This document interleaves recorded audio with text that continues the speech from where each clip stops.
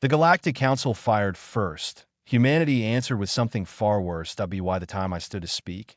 The room had already decided what I was, that a problem, that a risk, that a young species that had stepped too far, too fast, into a galaxy that still did not know what to do with US.my name is Yarrow Psi, Ambassador of Earth. And I had been sitting in that chamber for 6 years, 0.6 years of smiling at beings who had no faces built for smiles, 0.6 years of listening to speeches through a translator chip.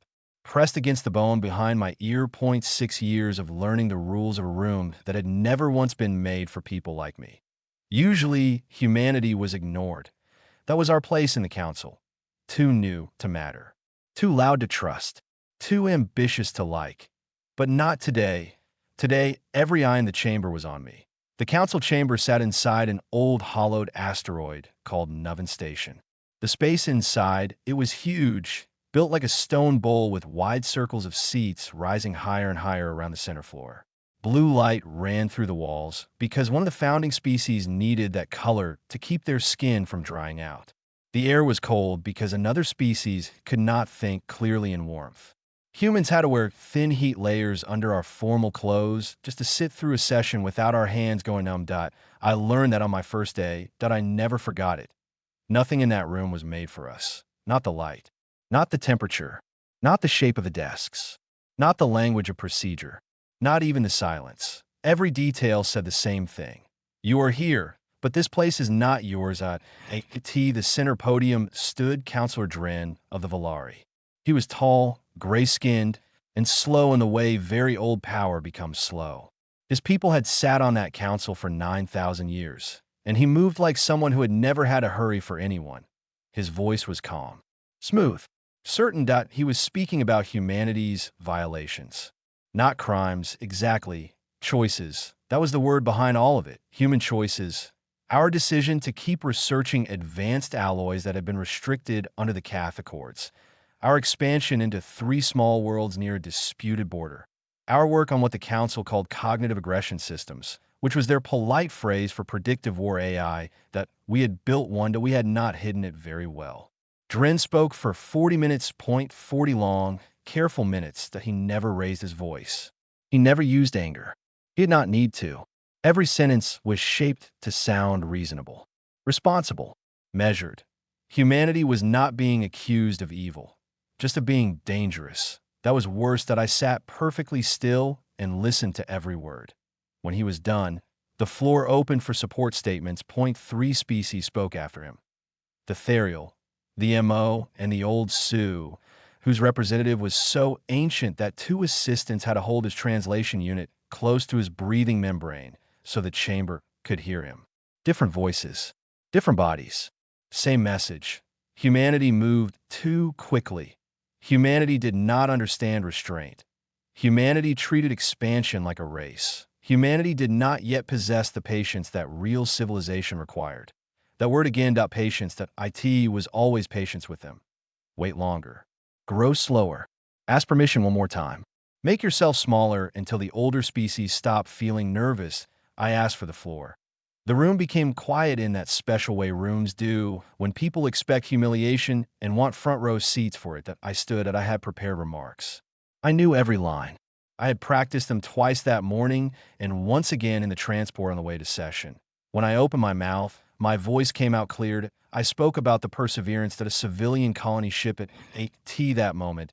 It was moving through the Kepler Reach, carrying 4,211 passengers, families, contract workers, children, people who had sold homes, packed lives into containers, signed decade-long relocation agreements, and stepped into the dark, believing loss still meant something out here, I told the chamber.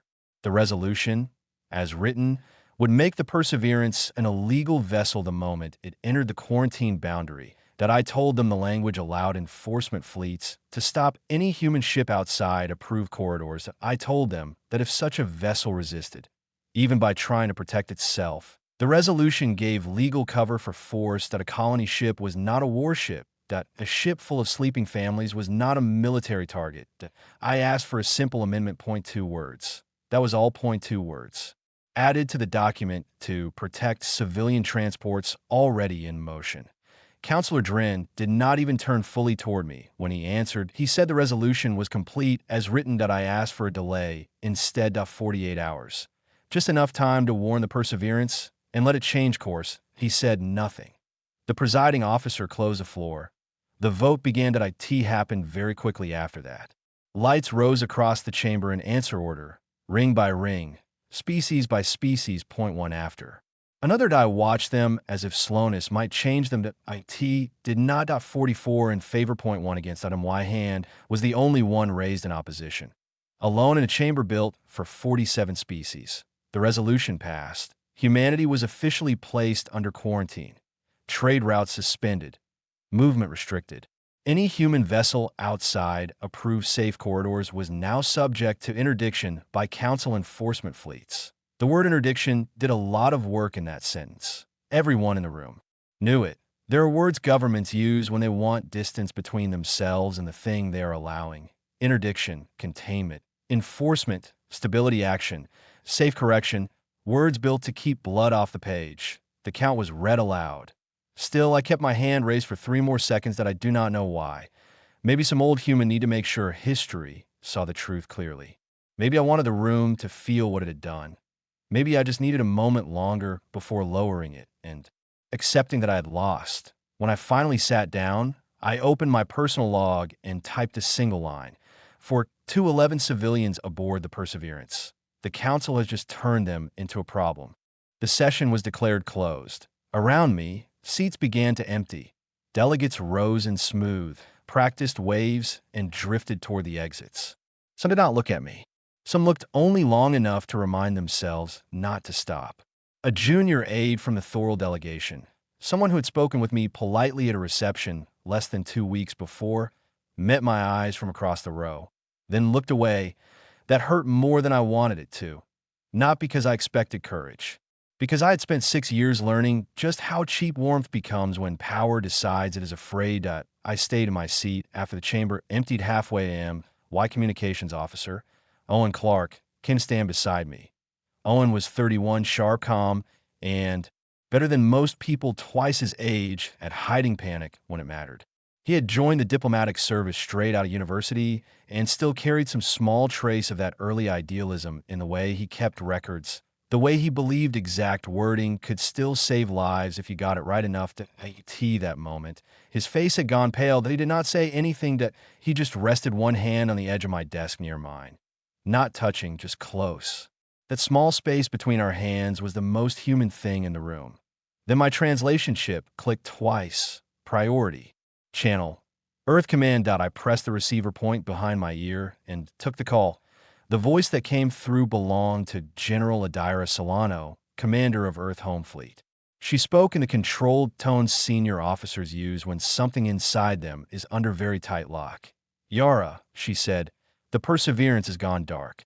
For 1 second, I did not understand the sentence. Then I did. She continued, Volari enforcement vessels were detected in the Kepler Reach 18 minutes ago. We're no longer receiving telemetry from the ship. I looked at the chamber around me. The blue walls, the ancient seats, the polished floor where 44 hands had gone up without shaking. That I asked, how long ago did the vote pass? Solano answered at once, 22 minutes. I did the math before I meant to 0.4 minutes. They had waited 4 minutes, 0.4 minutes after legal cover, 0.4 minutes after procedure, 0.4 minutes after the council made itself feel proper and correct and civilized. Somewhere in those 4 minutes, 4,211 people had still been living ordinary lives inside a moving ship between stars. Someone had been pouring coffee. Someone had been reading. Someone had been arguing softly with a partner. Someone had been trying to get a child back to sleep. Someone had believed that law would protect them because that was the whole point of law. I sat very still. Not because I was calm, because if I moved too quickly, I thought I might break apart in front of everyone. Then I stood up, I smoothed the front of my jacket, picked up my case.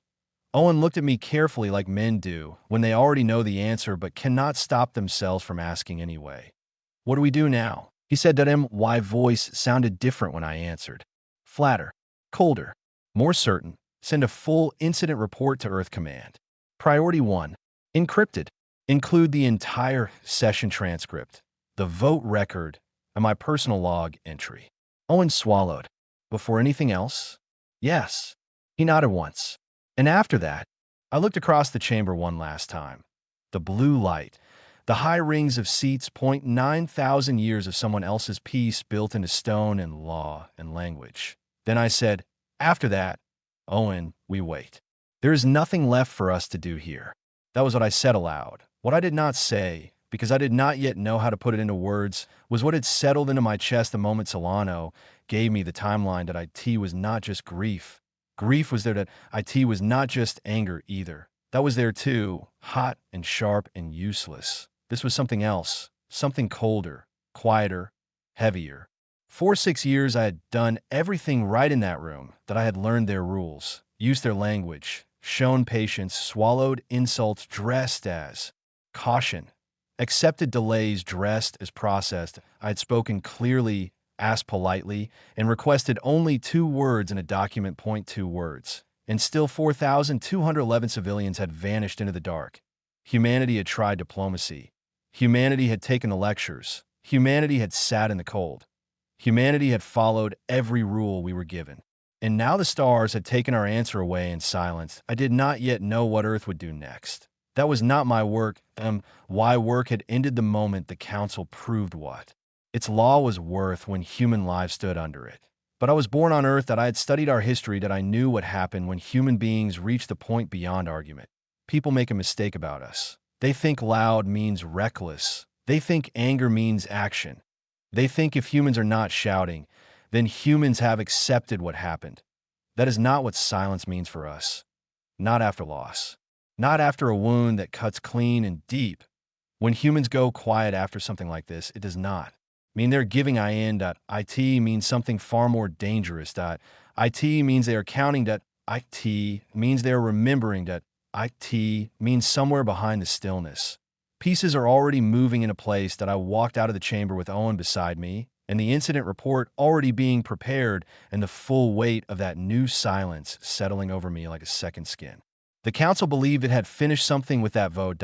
IT had not. IT had only ended the polite part.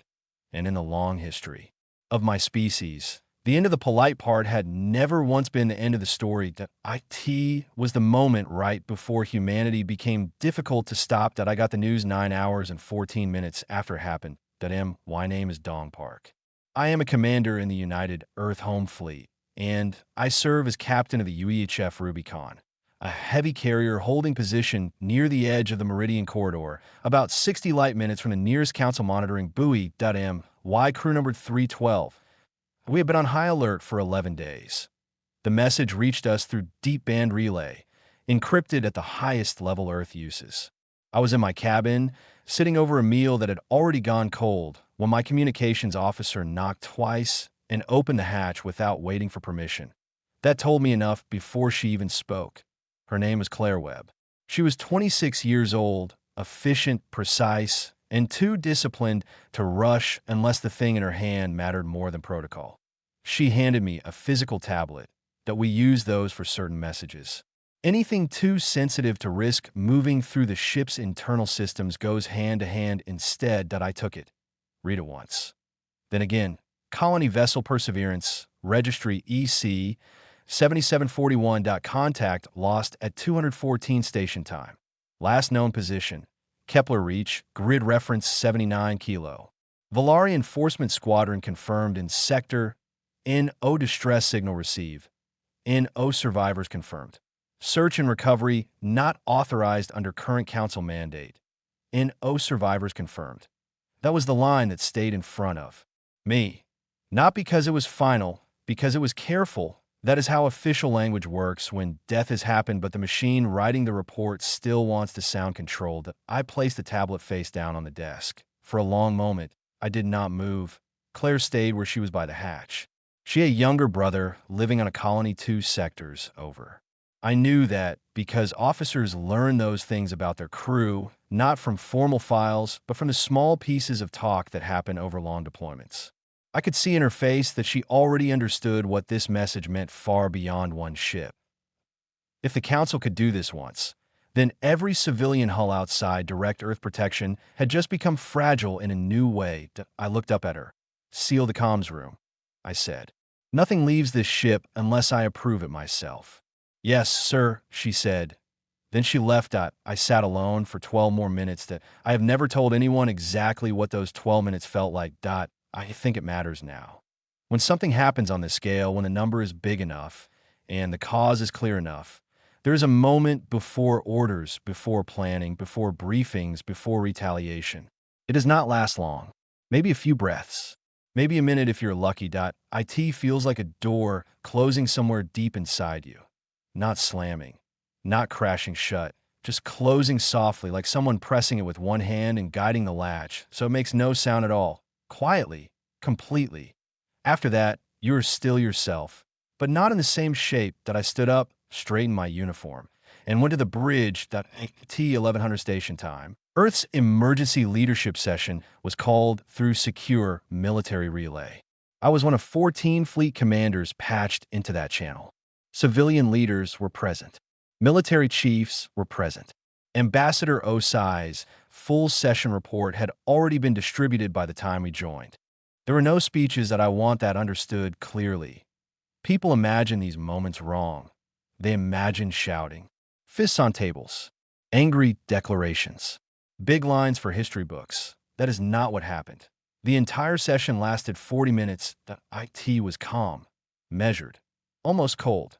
Questions were asked, numbers were checked, legal arguments were reviewed. Then those legal arguments were put aside one by one when they were no longer useful. At the end of the session, Secretary General Howard Briggs spoke for about 90 seconds. That was all. That he said the council had acted outside its own founding charter by targeting a non-military civilian vessel. Without warning and without due process, that he said that under Article 14 of Earth's Sovereign Defense Compact, an unprovoked lethal strike against civilians required a formal response. Then he said something I will remember for the rest of my life. He said Earth was not declaring war. Declaring war, he said, would suggest that the Council had the standing to define the terms of what had just begun. Earth was not asking permission for war. Earth was exercising its right to defend its people, its ships, and its territory by any means it judged necessary. Then he said two words, Prometheus, activate. The channel closed. For a few seconds, no one on my bridge said anything. Not a sound. My first officer, Colin Ash, turned from his station and looked at me. Colin had served under me for 4 years. He was steady under pressure, sharp without being dramatic, and had 2 daughters back on Earth whose photos he kept tucked behind the panel above his console, even though regulations technically did not allow it. He stared at me for a moment. Then he asked, "Is this really happening?" "Yes," I said. He looked toward the main viewport, where the stars hung silent and distant and unchanged, as if nothing in the galaxy had shifted. Then he looked back at me. "What does Prometheus actually mean?" he asked. "I know the contingency label. I know the theory. But what does it mean now? In real terms?" I gave him the most honest answer I could. Prometheus means this was planned long before today. That was the truth of it. Contingency Prometheus had been in development for 19 years at IT, was not one planned at IT, was an entire framework that a full doctrine built around one ugly idea. That one day humanity might face a larger, older, stronger coalition that would try to isolate us, restrict us, and crush us legally before it crushed us militarily. The planners who built it had been given one instruction: assume we will be outnumbered, assume we will be outgunned, assume the law will not protect us. Build from there. They did. More than 300 strategists, engineers, historians, and analysts worked on it over 2 decades. They did not build a fantasy of victory.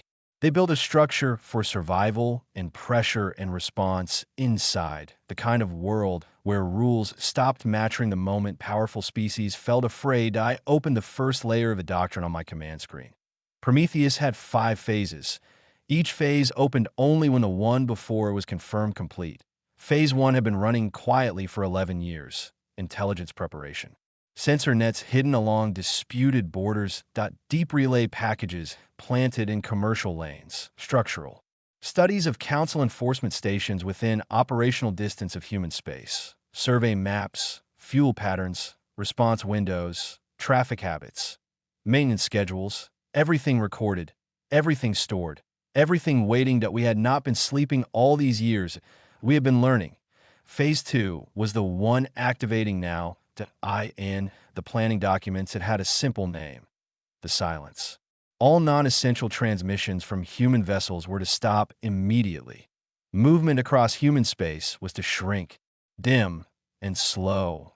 Fleet posture was to resemble retreat. Supply traffic was to go dark. Command signatures were to disappear. From the outside, it needed to look like humanity had accepted the quarantine and was standing down. That part mattered. Prometheus did not begin with rage. IT began with performance that I issued the orders. Across the next 6 hours, I watched the Rubicon turn into a ghost. Exterior lights dropped to minimum. Engine output lowered until our long-range signature looked like a ship, sitting on reduced power. Non-essential systems powered down. Internal traffic narrowed to mission-only operations. No chatter, no waste, no movement that could be read as aggression. That we were not hiding, that we were acting. And every human ship in range was doing the same thing. Each one following the same doctrine. Each one silent. Each one coordinated without giving the Council a single transmission it could intercept and study. The blockade fleet moved in exactly on schedule. That did not surprise me. Our planners had predicted their timing almost perfectly. On my displays, Council warships took up position along the approach corridors one by one. Valari hulls, Sorth-built heavy vessels, long-range platforms made for direct confrontation and legal enforcement theater. Ships built by civilizations that like to be seen applying order from a distance. They were large, well-armed, and completely confident that I watched them settle into position like a wall being built in Space Point 3, dozen warships in formation, staring into silent human territory. And I knew exactly what their commanders thought they were seeing: compliance, fear, retreat, maybe even shame. What they could not know, what no species in that chamber or any command office in their polished old systems could truly understand, was that human silence does not mean surrender. Not when it comes after blood. Humans go quiet when they are thinking. Humans go quiet when they are measuring distance, time, weakness, and cost. Humans go quiet when they are deciding where to place the first cut. There's an old idea in our military history: strategic patience. That IT shows up in text going back centuries, even to ages when our wars were fought much closer to home and with far smaller tools. The wording changes from era to era, but the principle stays the same. You do not move because your enemy wants movement. You do not strike because your enemy expects a strike. You wait. You shape the field. You let the other side commit fully to an assumption. Then you make that assumption fatal. Every fleet commander in our sector knew that history.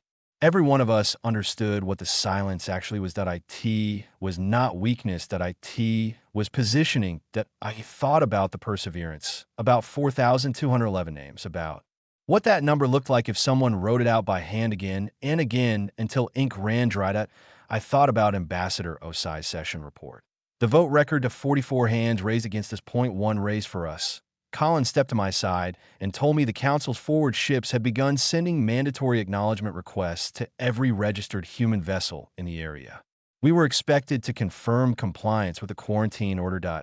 I said, "Send the compliance signal." He looked at me carefully, maybe wondering if he had heard right. I repeated it. "Send it. Clean. Immediate. Give them nothing to question." He nodded and passed the order. The short signal went out. Formal. Exact. Compliant. The Council accepted it. Their ships returned to patrol rhythm. They thought they were watching a species fold under pressure. They did not know that while our ships sat still in darkness, 63 human engineering teams were already preparing the next operational layer. They did not know that the weapons and systems our planners had spent 19 years building had never once appeared in any document the Council had access to. They did not know that the alloys and predictive systems they had accused us of developing were only part of the picture. The truly dangerous thing was not the hardware. IT was memory. Humanity had studied war for longer than most Council species had studied peace. Not their kind of war. Not the clean, formal, distance-managed kind written in a Council doctrine over 9,000 years. Our kind. Messy wars. Total wars. Wars of shortage, adaptation, deception, pressure, attrition, sabotage, survival. Wars where the side with fewer ships learned to attack fuel instead of armor. Wars where the side with less power learned to hit structure instead of surface. Wars where law broke first and invention came second, and mourning had to wait until later. The Council had looked at that history and called it barbaric. They were not wrong about the suffering. They were wrong about the lesson. They thought they were looking at shame. What they were actually looking at was education. The silence lasted 31 hours of dim engines, cold bridges, locked transmissions, and patient waiting while the Council tightened its lines and congratulated itself on having contained a young and reckless species. Then Phase 3 began, and the galaxy learned the difference between a civilization that fears war and one that has survived enough of it to understand exactly where to begin. The order came in at 03:40. I was already awake. I had not slept in almost 20 hours, but it no longer felt important. There are moments in command when the body stops asking for comfort. Hunger fades. Tiredness becomes something far away. What replaces it is not energy to it is focus. Cold, sharp, steady focus. My name is Siravas. I command Strike Group Leviathan. 7 ships operating under Prometheus Phase 3, assigned to carry out the first coordinated action against Council infrastructure in human history. I want to be very exact about what we hit. Because this matters, that we did not begin by attacking their warships, that we did not go hunting their fleets, that we did not race towards some grand battle line, so both sides could trade fire in the open and call it honorable. Our planners had spent years asking a different question, that if a large, old, multi-species coalition ever moved against humanity, or would it truly be weakest? Again and again, the answer came back the same. Not in the guns, not in the armor, not in the size of the fleet, that I in the systems underneath all of it, the logistics, the chain that kept their power alive. Council enforcement fleets along the quarantine border needed fuel. They needed parts. They needed food for 17 different biological needs. They needed relays to carry orders across systems. They needed depots, maintenance hubs, replacement stores, repair platforms, sensor stations, and quiet support structures far from the bright center policy. That was the real body of their force. The warships were only the fists. During the 48 hours of the silence, our intelligence teams had mapped every critical point in that support network within our operational range. 31 targets, fuel depots, relay stations, cargo transfer hubs, automated parts storage sites, supply platforms. With skeleton crews and no real defense because nobody believed they would ever need it. Our rules of engagement were narrow and strict. If a target had civilian or non-combat personnel aboard, it received a mandatory evacuation warning 30 minutes before strike time. That we were not there to kill workers, we were there to break the machinery that let the Council choke human space. There is a difference. And we intended to keep it clear. I gave the evacuation warning personally for every target assigned to my group. Not because protocol required it, because I wanted my voice in the record. At 4 o'clock, we moved. Our first target was Depot Kale 7, a fuel platform positioned at a crossing point where 3 supply routes met. It was large, lightly monitored, and stocked enough processed fuel to keep 30 warships operational for 4 months. That we approached from below the orbital plane. That was deliberate. Council sensor grids were built to watch standard approach paths, transit lanes, high-probability intercept routes, and the flat geometry most fleets used, because it was efficient and predictable. Our engineers had studied those systems for years and found something important, not a flaw, an assumption. Their hull detection architecture assumed that no military force would waste the fuel needed to come in from beneath the plane on a strike mission. That we did it anyway. The extra fuel cost had been planned from the beginning. That is one of the things people misunderstand about war. They think cleverness means improvising in the moment. Sometimes it does. But often cleverness means choosing years ahead of time exactly where you are willing to pay a price so your enemy does not understand the bill until it arrives. When Depot Kale 7 appeared on my forward screen, it looked exactly like the survey images in our pre-strike files. A huge white hexagonal structure hanging against the dark, 6 extended arms holding fuel cylinders in place like bones around a heart, NO defense screen, NO active weapons, NO patrol close enough to matter. Why would there be? It was a supply depot sitting in what the Council considered secure space. The idea that a human strike group would be here, doing this, had never truly existed in their planning. My weapons officer, Paul Heron, confirmed target lock. Paul was a quiet man. He was one of those officers who never needed to sound confident because confidence had settled into him years ago and stayed there. He checked the numbers once, then again. Target locked. He said that I gave the order. Execute. He answered at once. Executing. The strike lasted 11 seconds. That was all. In 11 seconds. Depot Kale 7 stopped being a functioning installation. By the time the expanding debris field fully registered, we were already turning toward the next vector. In pause. In celebration. In 01 on my bridge said anything. We were moving too fast for words. 0.6 more targets fell in the next 4 hours.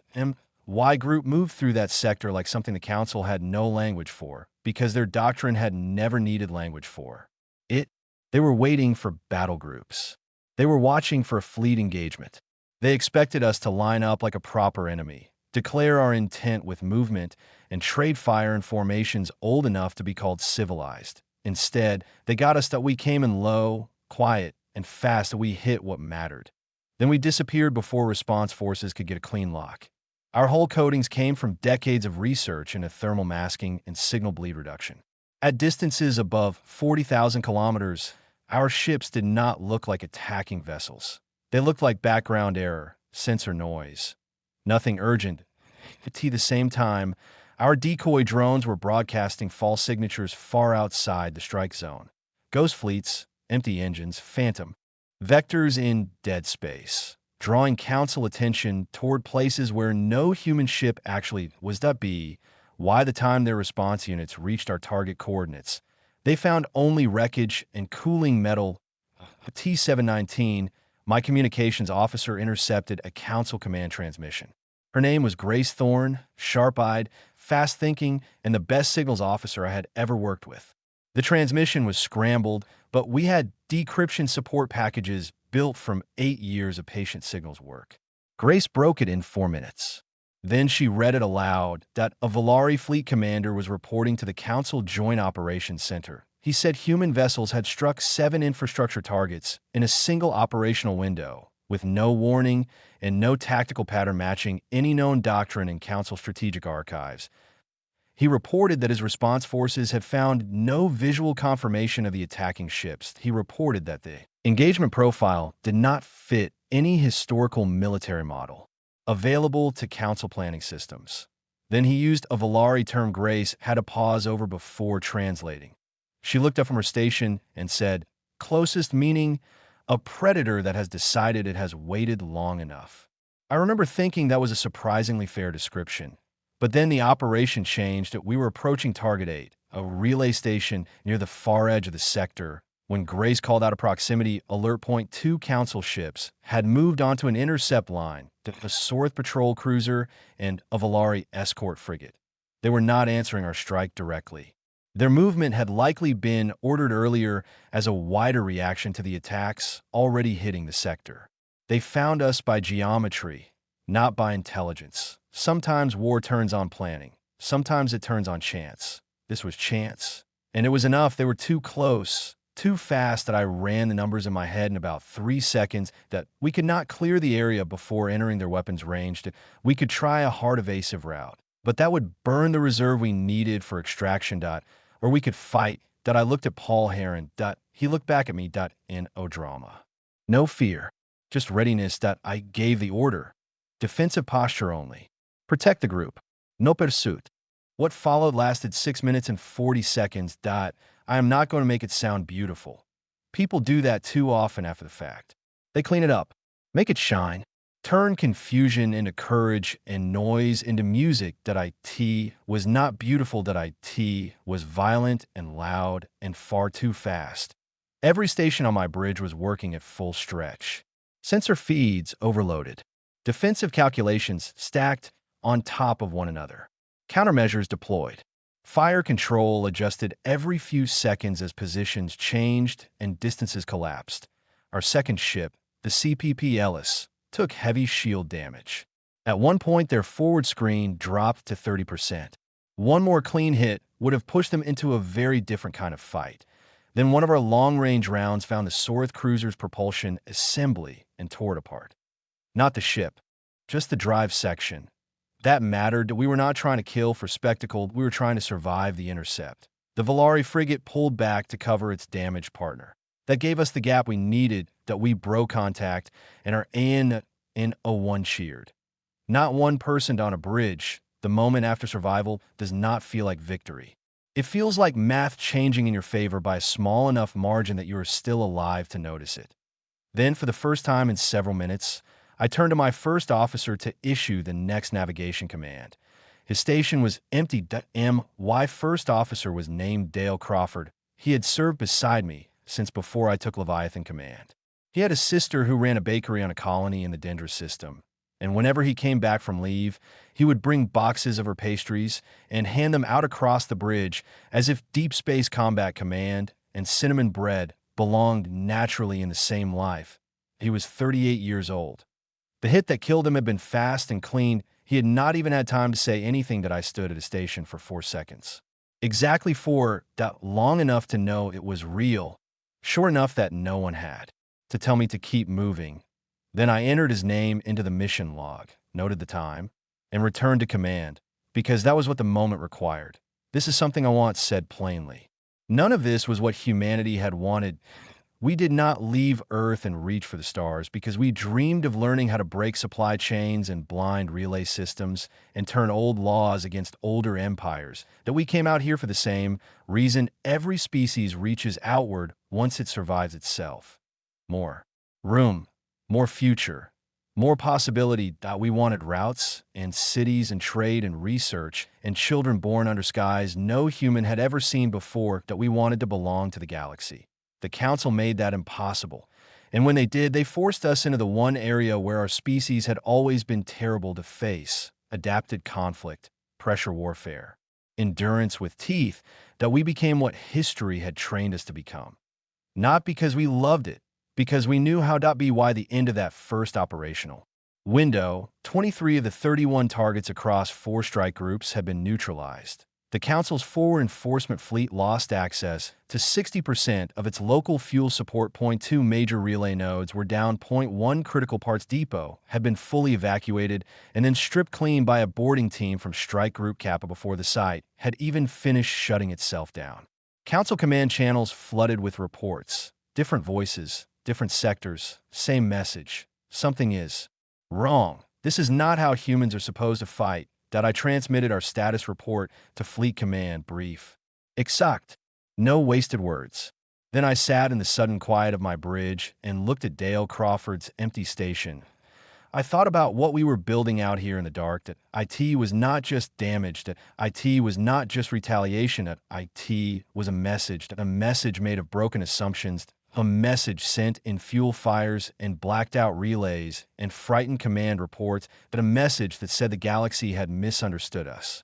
They thought youth meant softness. They thought recent arrival meant inexperience. They thought, because we were new to the stars, we would also be new to loss, new to fear, new to the long discipline required to keep fighting when the first shock had already passed. They were wrong that we had practiced for this long before we ever met them. Not this exact war, but this kind of pain, this kind of pressure, this kind of choice. And now, for the first time, the Council was learning what that history meant when pointed outward. The first contact they had made with humanity had been diplomatic. The second had been legal. This was the third. And this time, what they met was not a species asking to be heard. IT was a species teaching them, in the language of systems failure and strategic cost, exactly how dangerous patience can become once it is done being patient. My name is HFY. For 22 years, I served as Senior Policy Counselor for the Valari Directorate. What I am about to say was first given as formal testimony to the Galactic Council's Post-Conflict Review Commission. Later, at the request of Ambassador Yaro Sai, it was translated into 17 languages, including Human Standard English, and placed into the public record. I want to begin with what we believed, because that is where the failure began. At the time of the vote on Resolution 7 Omega, the Galactic Council had existed for 9,400 years. In that time, It had admitted 31 species as full or provisional members. Of those 31, humanity was the newest, the fastest growing, and the one most often discussed in internal security briefings. That I will not pretend otherwise, that we watched them closely, that we had records on human civilization going back to the first moment we detected their broadcasts 61 years before first contact. We observed their development with what I can only describe now as anxious attention. The reason was simple. Their history frightened us. Every species that entered the Council had already, by the time it reached the stars, mostly moved past the great patterns of violence that shaped its early civilization. The Sorith had their unification compact. The Therial had their convergence centuries. The Valari, my own people, had the long peace that followed the founding of our directorate and ended the last major armed conflict in our home system roughly 4,000 years 8G by the time we became space-faring peoples. War had become history, that we still studied it, that we still remembered it. But it lived behind us. Humanity was different. Humanity had fought itself with shocking creativity and consistency for nearly all of its recorded existence. They fought with hand weapons, then machines, then systems that could destroy populations from a distance. They fought over land, over resources, over belief, over pride, over borders, over fear, over injuries that were real and others that were only felt as real. They fought wars that lasted an afternoon. They fought wars that shaped centuries. They fought wars that shattered whole societies. And then, and this was the part we truly failed to understand, they rebuilt not just cities, not just roads and governments and power grids. They rebuilt systems. They studied what had gone wrong. They named the failure. They changed laws, institutions, and command structures so the same mistake would be harder to repeat. Their legal and political order was not the product of peace. That it was the product of surviving mistake after mistake after mistake and asking, each time, how to do better the next time. That we looked at that history and saw a species that had not yet grown out of violence, that we thought we were looking at instability. What we were actually looking at was the most thoroughly stress-tested civilization in the known galaxy. When Resolution 7 Omega passed, our military planners estimated that humanity's response would be limited. We expected defensive posture, border tension, perhaps a few isolated retaliatory actions against installations near disputed space. That we also estimated that within 60 days, the weight of the quarantine would force Earth into negotiations on terms favorable to the Council. These assessments came from our best analysts. They used our best models. And I'm telling you now that every major assumption inside those assessments was wrong. Not slightly wrong. Not the usual sort of wrong that happens in intelligence work when a projection misses by a margin. Wrong at the deepest level. Wrong in the way a person is wrong when they think they understand the nature of something, but in truth have mistaken it entirely. The first thing that surprised us was the silence. When our enforcement fleets moved into position and human space grew quiet, our commanders interpreted that silence as compliance. Submission. Perhaps fear. The idea that an entire civilization might go silent as part of a deliberate strategic phase, precisely timed and carefully controlled, did not exist in our doctrine. There was no category for it. Later, when analysts reviewed the opening stage of the conflict, they discovered that the silence had lasted exactly as long as human planning models required for their next phase of preparation. Not approximately, exactly. Every minute had been chosen. The second thing that surprised us was the targeting. That we expected retaliation against warships.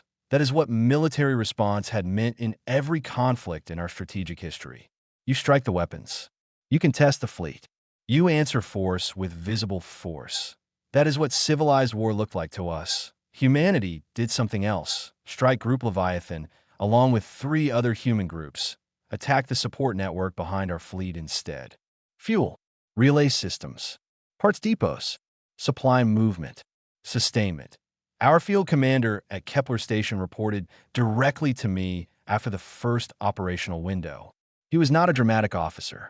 He had served in earlier council enforcement actions and handled both with complete professionalism.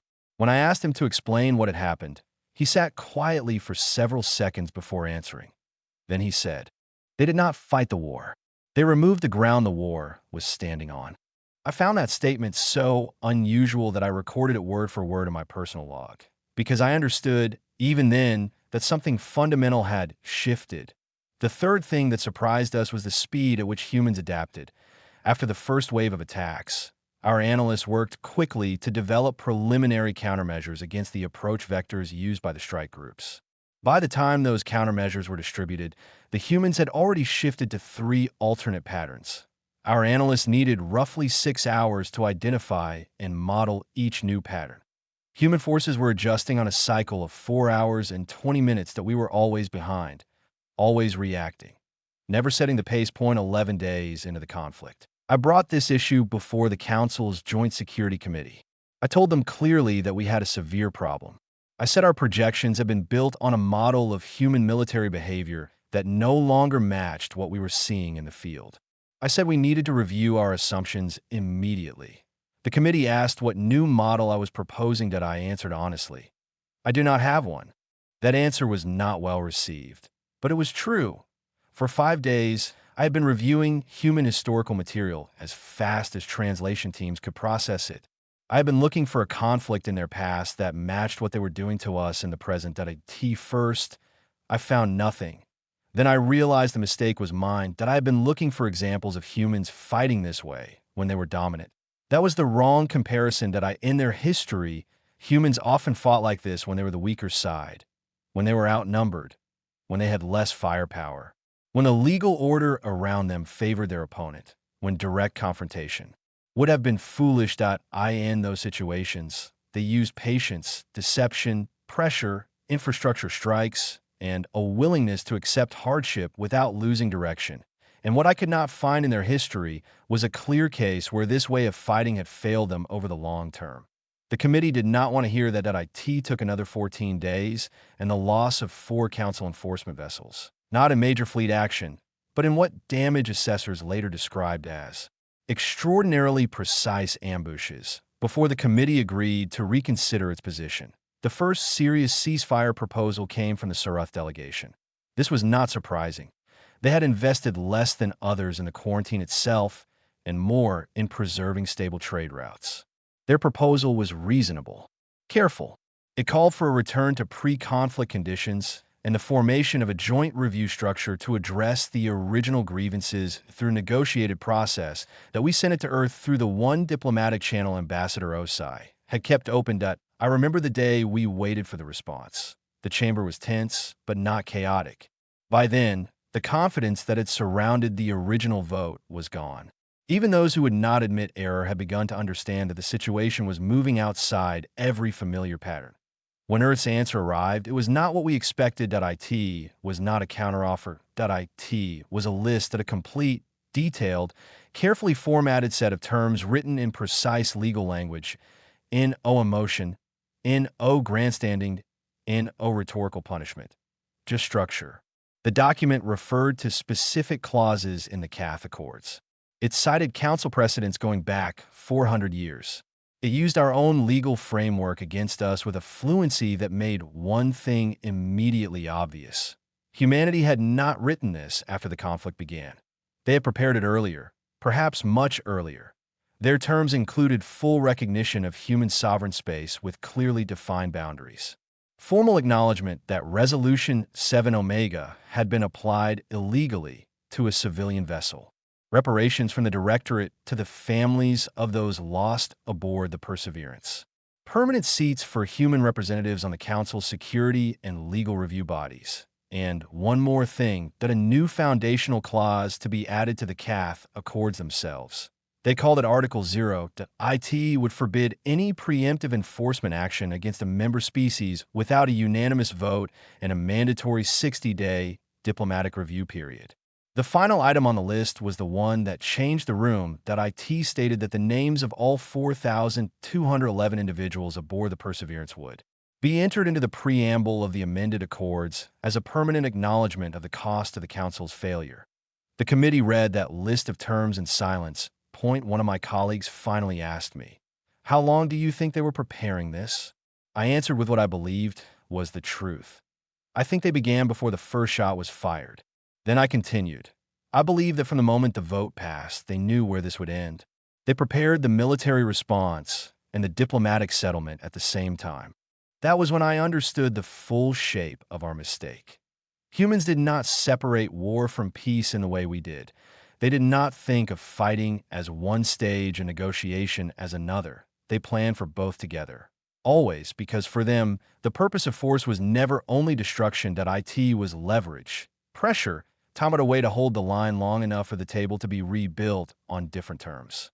The room stayed quiet after I said that. Then I said the thing I had spent 3 sleepless weeks slowly learning from human history. That I said, we made a mistake we cannot afford to repeat. We looked at a species that had suffered greatly, endured repeatedly, and rebuilt constantly, and we decided they were dangerous because of their violence. We never asked what that violence had cost them. We never asked what it had taught them. We treated their history as a warning about who they were. We never considered that it might also be the reason they survived. I have had many years since then to think about that sentence. I still believe it was the most important thing I ever said in my career, because it named the real failure. Not military failure, not legal failure, not diplomatic failure.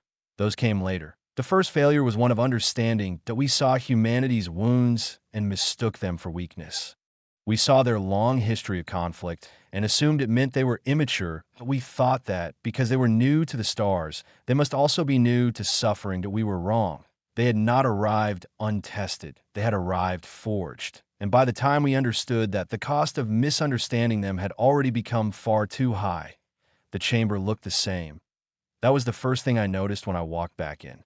The same pale blue light in the walls for the Volari, the same cold air for the Sorith, the same enormous bowl-shaped chamber rising in wide circles from the central floor, the same old stone of Nuven Station above us, below us, all around us, the same room, but almost nothing else was the same.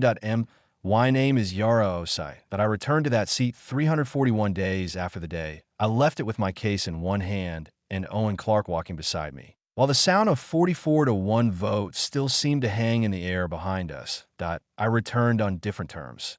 Earth no longer held one seat in that chamber. We held 7. They stretched across a wider section of the tier, solid and visible and impossible to ignore.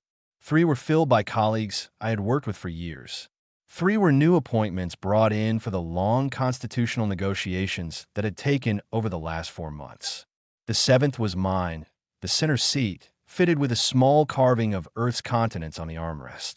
One of our engineers had added it quietly during installation. I sat down and placed both hands flat on the desk. Then I looked out across the chamber. The Volari delegation was smaller now. Their senior counselor, D.A. Hearn, had replaced Counselor Dren after his formal censure. When I turned toward her, she met my eyes directly. She did not look away. I respected that. She had not been part of the vote. She had inherited a disaster created by people above her. And during the months of negotiation, she had done the difficult work of representing a species that had started something it did not know how to end. She had done it without excuses and without cowardice. That mattered to me. 2 seats to my left sat Owen Clark, now my chief of staff. He had changed. I had seen him every day, so I had not fully noticed it until I saw an old photograph from before. The lines around his eyes were deeper now. His shoulders carried a slight forward weight that had not been there before. He still wrote in the same precise hand, still kept records with the same careful discipline, still handled chaos better than almost anyone I knew.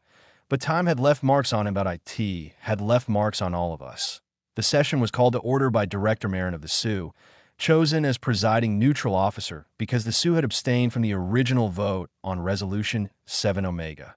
Marin was ancient. Even by Sioux standards, he moved slowly, spoke slowly. His voice sounded like something carried through deep water. But during negotiations, I had learned something important about him. He missed nothing. He had caught 3 major legal errors in the draft accords during final review and corrected them with quiet precision before anyone else in the room had even noticed them. He opened the session. He stated the date, the location, the parties present. He entered into record that the chamber had been convened to ratify the amended Cath Accords, including the addition of Article 0, the Human Sovereign Space Recognition Treaty, and the Perseverance Reparations Agreement. Then he paused, only for a moment, but long enough that the whole room felt it. He looked across the chamber, not like a procedural officer reading a sequence, but like someone who had lived long enough to understand that some moments do not come often, and when they do, they must be held correctly. Then he spoke. "These documents represent a correction," he said. "The Council has an obligation to acknowledge that corrections of this kind carry cost. In this instance, that cost was borne by people who are no longer present to see this chamber act more wisely than it did before. Let that be held in mind throughout this session." No one answered it. No one moved. The silence that followed lasted maybe 30 seconds, but it felt longer. Then the signing began. I signed for Earth. D.A. Hearn signed for the Valari Directorate. Representatives from 12 other species signed after that in order of Council entry date. Director Marin signed last. As presiding officer, he pressed the Council seal beside his name with the careful slowness of someone who understood that there is a difference between doing a thing and doing it properly. When it was done, the clerk began reading the preamble aloud, as required by protocol for any amendment to the Council's foundational legal framework. The preamble began with the names. All 4,211 of them. That it took 14 minutes to read them. The chamber remained completely silent for every second of those 14 minutes. I had heard those names before. In reports, in briefings, in casualty records, in the official incident log. But hearing them spoken aloud in that room was different. Each name landed in the chamber like a weight. Each one seemed to settle into the blue light, into the old stone, into the air itself. It even made the space honest. I had already decided weeks earlier that I would not force myself into perfect control when that moment came. Too much had already been hidden behind formality. Too much grief had been translated into clean language. This day was not cleaned at S.O. when the tears came. I let them come. I did not look away. I did not pretend. Owen sat straight ahead, jaw tight, eyes fixed on the clerk. Around the chamber, some delegates remained motionless. Some did not. The last name was read. The clerk closed the document. Director Marin recorded the completion in the session log. And that was it. The accords were real. The names were in the record. The correction had been made. What happened next was not celebration. We had agreed on that early. All of us on the human delegation. There would be no victory language. In triumphant speeches. In public performance of moral superiority. Protocol required a formal reception, and there would be one. After that would come implementation.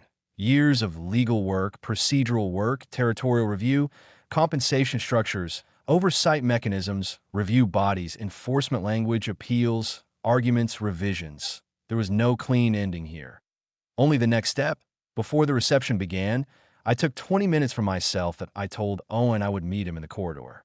Then I stayed in my seat alone and looked out at the chamber. I thought about the months leading to that day, the endless negotiations, the exhausting disputes over wording, the arguments over what exactly counted as sovereign space, how Article 0 should be written, what form reparations should take, how liability would be assigned, how future enforcement would be restricted. That I thought about all the moments the process nearly collapsed over one clause, one phrase, one comma that meant different things in different legal traditions. And I thought about the quieter moments too, the late sessions when everyone was tired enough that performance dropped away for a minute and something more real came through. Moments when people from different species, across all the damage and mistrust, actually tried to understand one another rather than defeat one another. Those moments had been small, but they had mattered. Then I thought about what it had cost to reach them. During the operational phase, General Solano had told me privately that the human fleet had lost 61 personnel across all strike groups. 61 people who went into the dark and did not come back. She had sent me their names in a separate file. That I kept that file with a list of the 4,211 from the Perseverance. They belonged together. Same story. Same price. I thought of Dale Crawford, whose name appeared in Cira Voss's report. I thought of Colin Ash, who had served aboard the Rubicon and whose daughters were now old enough to understand what their father's service had meant. That I thought about all the bridge crews, engineers, logistics teams, medics, signals officers, planners, and strike personnel whose names did not appear in speeches, but without whom none of this would have happened. I thought about the people on Earth and in the colonies who had lived through the quarantine months in silence. The people who kept their routes dark, their fear private, and their trust intact because they believed the ones responsible for this were doing everything that could be done. And then I thought about a line from HFY's testimony, the part that stayed with me from the moment the translation reached my desk. He had written, "We assumed that because they were new to the stars, they were new to suffering, that I understood how that mistake had happened. From the outside, humanity looked young, fast-moving, loud, argumentative, restless, too emotional, too ambitious, too unwilling to slow down and accept its place. From the view of civilizations that had enjoyed 9,000 years of managed order, that is what we looked like. What they did not see, unless they looked carefully and honestly, was what had built those habits in us. They did not see the full record of what we had endured, what we had lost, what we had rebuilt, what we had refused to surrender even after failure, even after grief, even after long seasons where survival itself seemed like a narrow and temporary thing. They did not see the deep stubbornness at the center of our species, the kind that forms only when a civilization has looked at the possibility of its own ending too many times to be easily frightened by it anymore, that we had not won because we were stronger. The Council's combined military power was still much larger than ours, that we won because we understood something they did not. The goal had never been to destroy them. The goal had been to make the cost of continuing too high to bear, then have a better legal and diplomatic structure ready the moment they were willing to accept it. War and peace prepare at the same time. Because when you cannot afford to separate them, you do not try. Eventually I stood, picked up my case, and left the chamber. The reception was being held in a room just off the main corridor. As I walked there, I passed a young Valari diplomat standing near the doorway. She was clearly junior, probably in her first posting, watching everyone with that focused, wide-eyed attention of someone trying to remember every detail, because she knows she is inside one of those moments people study later. She saw me coming and straightened. Then, in careful standard English, she said, "Ambassador Osai, I ask you something?" I stopped. "Yes," I said. She hesitated only a second. Then she asked, "How did your people endure all of it? The quarantine, everything. How does a species keep going when something like that happens?"